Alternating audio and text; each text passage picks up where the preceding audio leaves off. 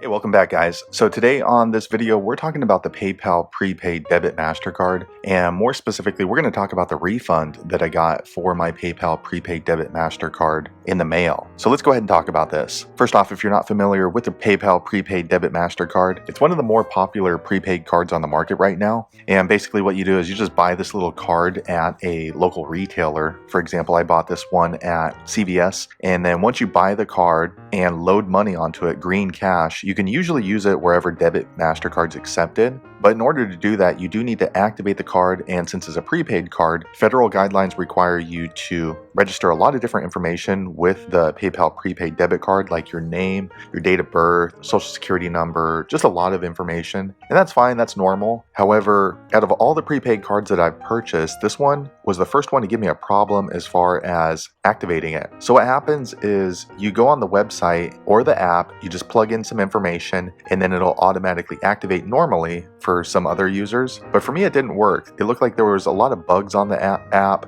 and errors on the website. So after trying for about a week, I went ahead and just called in to activate the card. And then when I called in to activate, they just verify the information over the phone, but you only get 2 chances to have your information that you're giving them over the phone to be correct with what they are looking at wherever they get that information. And then if you don't get it right within the first 2 times, then they close down the card, and they give you 2 options. They can turn the card into a gift card, kind of like, so you can't register the card, but you can use it as a gift card. Once it's done, you can't reload it, so it's not like a debit card or a prepaid debit card. Or 2, they say they can go ahead and refund the money. So that's what we're talking about right now.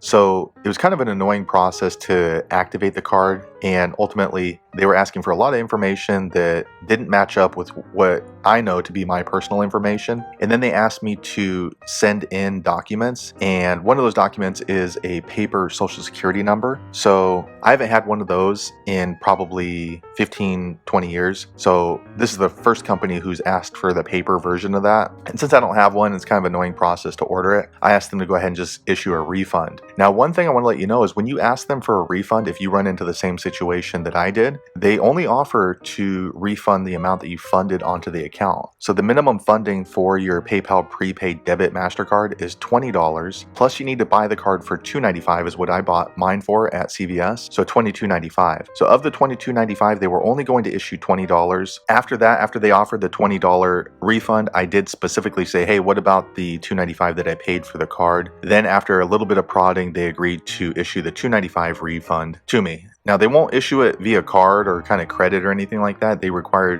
to mail a check. So I ended up getting this check about 7 days later. So this is the check that they send to you. It's, as you can see, it's $22.95 that they refunded me. So if you are getting a refund from them, be sure that you ask for the card fee to be refunded and included, because otherwise, why pay the $3 if you can't use the card as you expected as a debit Mastercard?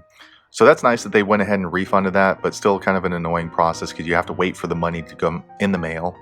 Next, another thing about the check that they sent to me, which is kind of interesting, right down here at the bottom, it says not eligible for mobile deposit. So that's the first time I've ever seen that on a check. So it looks like when I go to cash this check, I cannot use my Chase check quick deposit, or I can't use my Wells Fargo quick deposit. It looks like I'm going to actually need to bring this paper check to my bank and then deposit through the ATM or stand in line. So that's another annoying thing. I don't know why they wrote that on there. I've never seen that before. If you've seen this on other checks or other money orders, be sure to leave a comment below. Let the rest of us know why that is. But again, that's the first time I've ever seen that. So if you were able to get a refund for your PayPal prepaid debit card, what was the reason for that? Be sure to leave a comment below. Let the rest of us know why you would need a refund from PayPal. As you can see with me, I definitely tried to use this as a prepaid debit card, tried to activate it, but it just didn't work out for various reasons. So I wouldn't normally recommend this card unless you have your social security card, the paper card, your